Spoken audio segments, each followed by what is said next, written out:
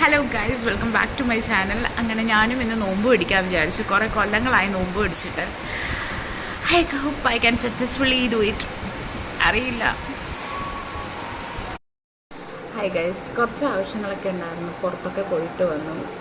ഈ ടൈമിൽ ഏറ്റവും വലിയ ടാസ്ക് എന്താണെന്ന് വെച്ചാൽ വെള്ളം കുടിക്കാതിരിക്കുക എന്നുള്ളതാണ്. കാരണം അത്രയ്ക്ക് ചൂടാണ് പുറത്ത്.